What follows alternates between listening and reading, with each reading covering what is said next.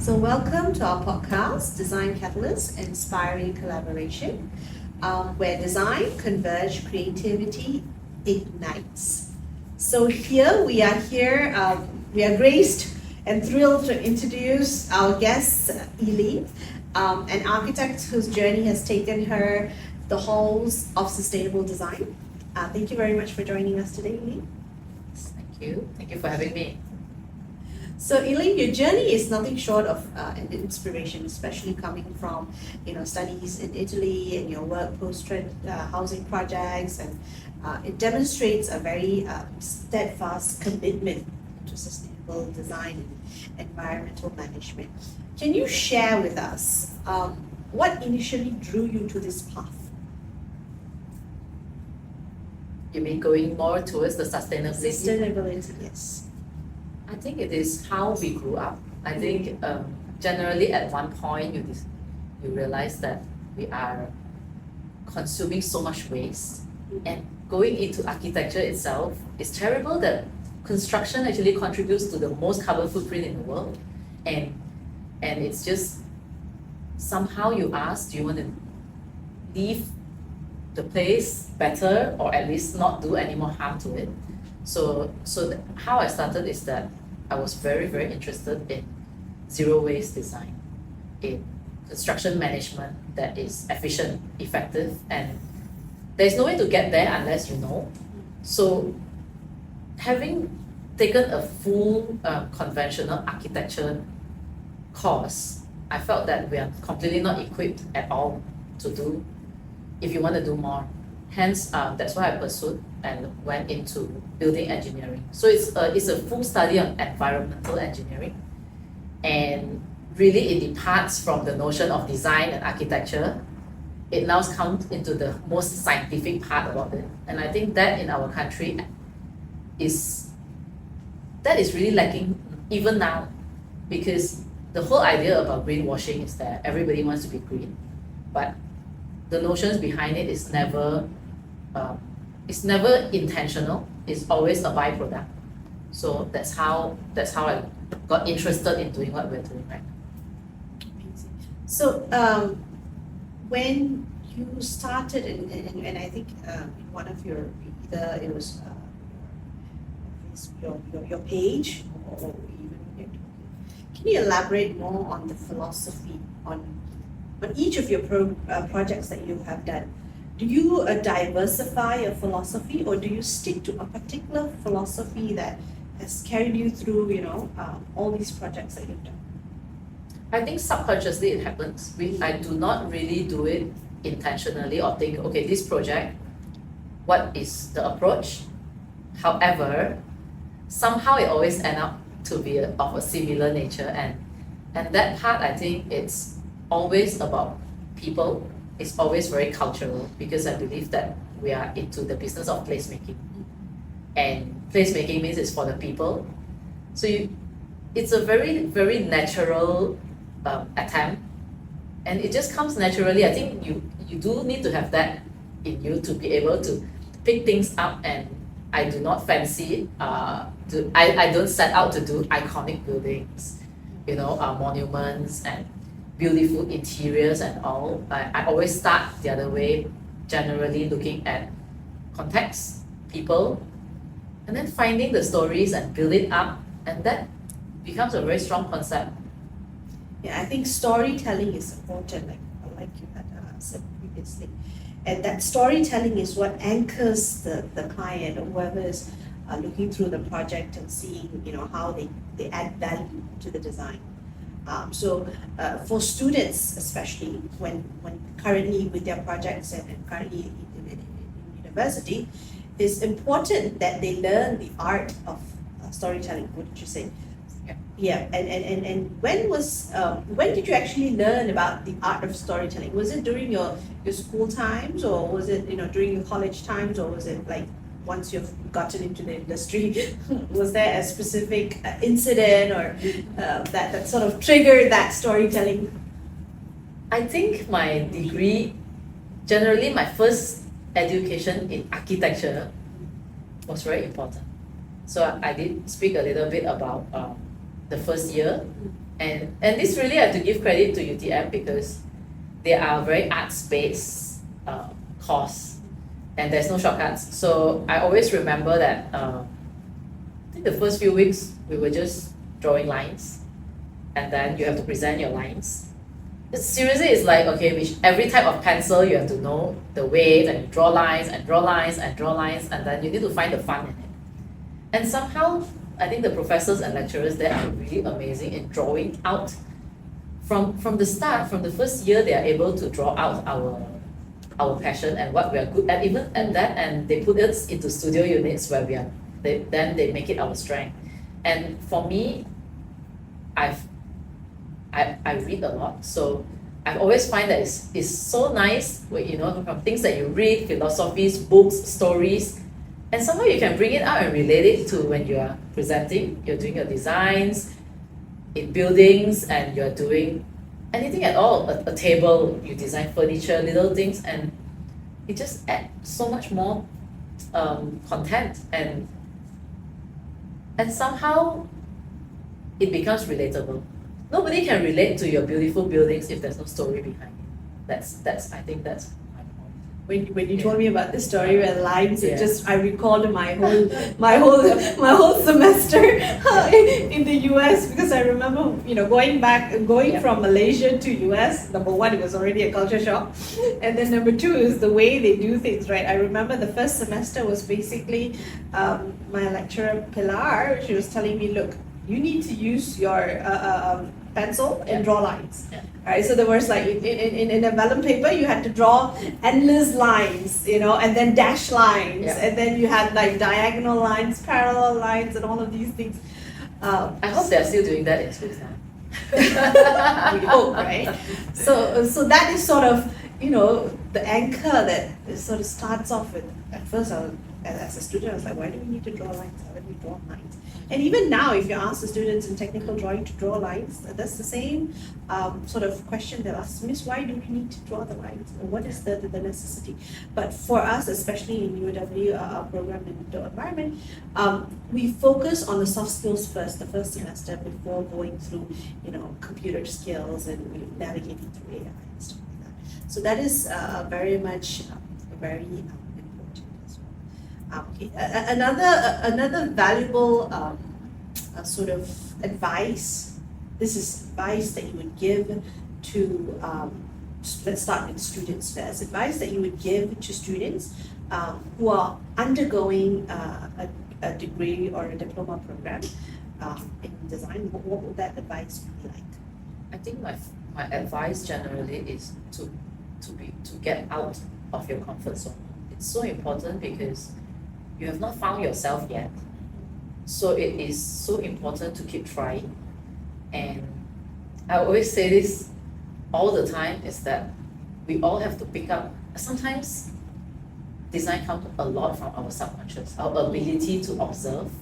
And when you experience more, you generally improve and find yourself in that sense. In that sense, I'm a little bit philosophical because I felt that you have to find yourself first before you're able to really look at good designs. What's good design? There's no convention to it. But you need to put yourself into it, and it's very difficult for students. I think the same when we have interns, when we deal with students.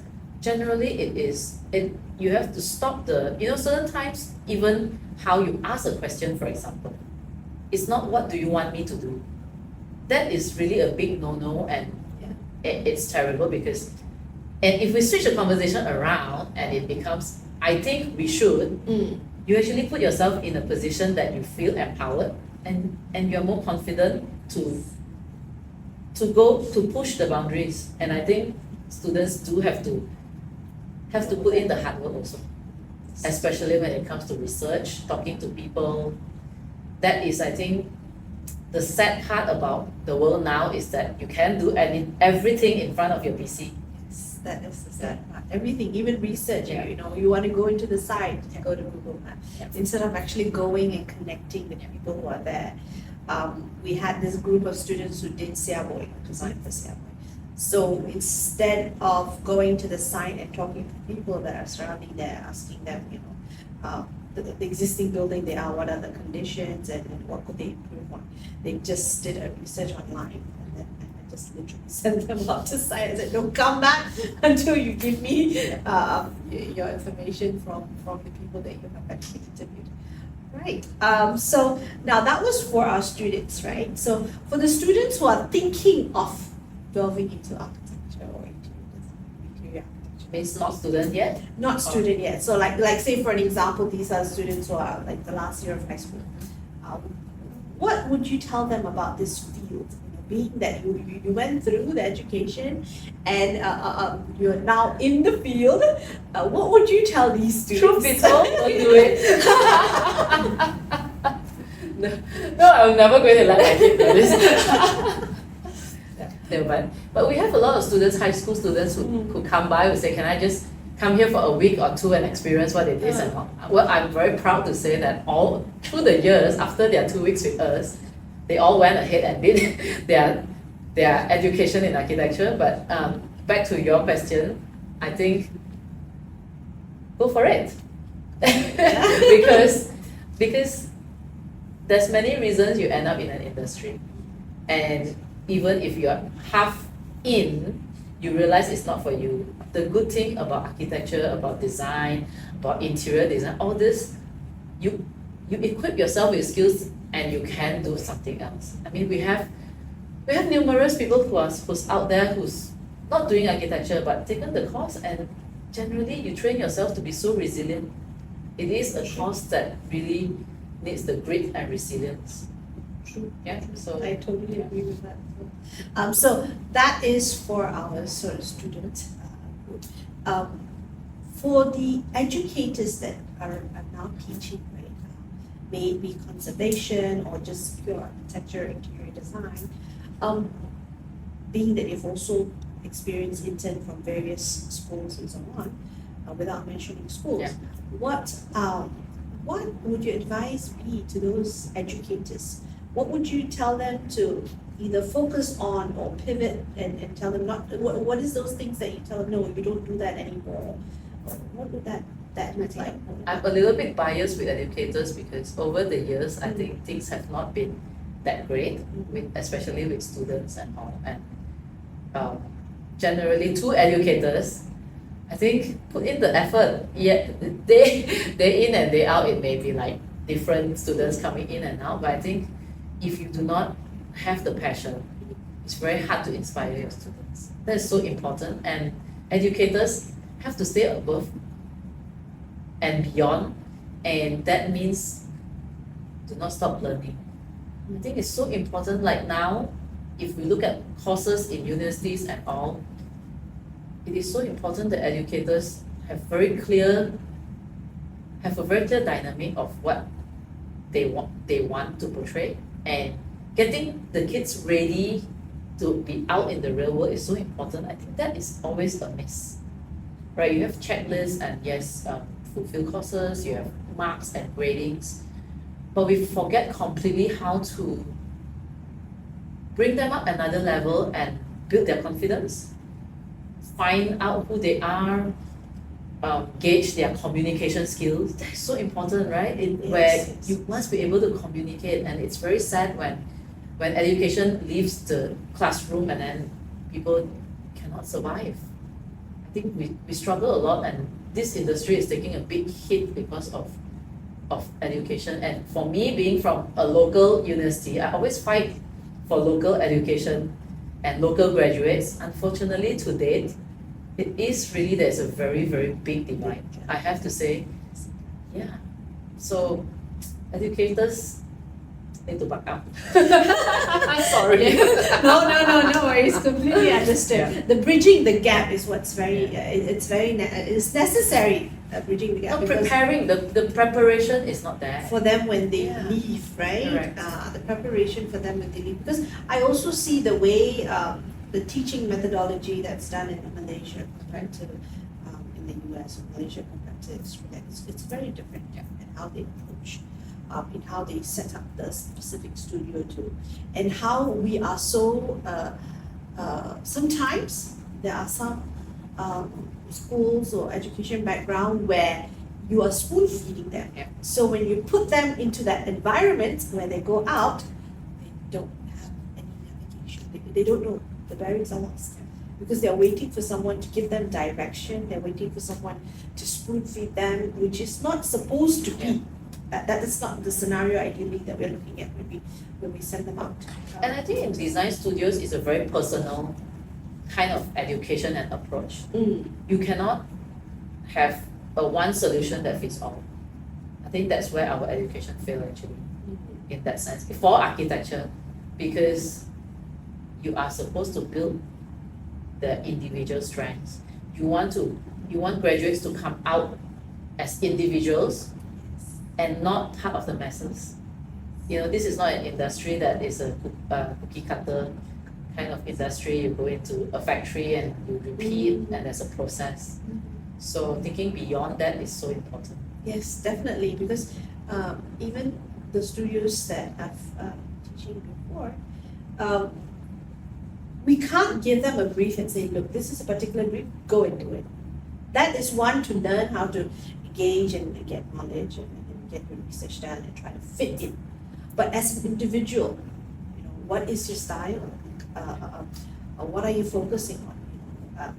Most of the final year projects are drawn, especially in the bachelor's program, most of their final year projects are drawn from their individuality.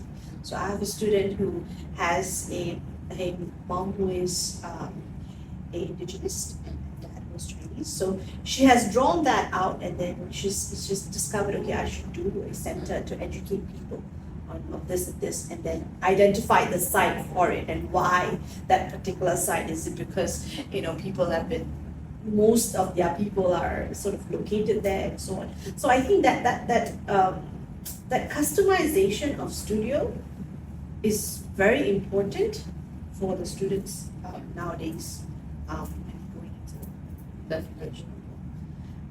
And do you think that this particular customization sets them apart from when they actually come into the industry, because they have their own styles and their own experience and their own research that they've done that is so much strongly related to their identity? I think there's two parts of this. This is obviously they have to come with the basis of they are equipped with skills, right? And on top of that, it's very clear their strengths, what they like, and because it also then affect which firm they apply for, who they want to work for, in which field and all. So that's how important educators are. If that first step is not done right, you have very lost souls who are out there working in the wrong firms, doing the wrong things, being very miserable, and I think architecture students and interior architecture, all designers, normally are very hard on themselves, and that is very, very frustrating. Individually also, I think for the better of the next generation, it has to start with the educator. Yeah, I think that's a good advice, and definitely will resonate with both future students, current students, and educators alike, to navigate this jungle, I would say, through the journey and directions. I really appreciate your time with us, and sharing with us, and we'll hope to do more collaborations in the future. Yes, sure. Thank you very much.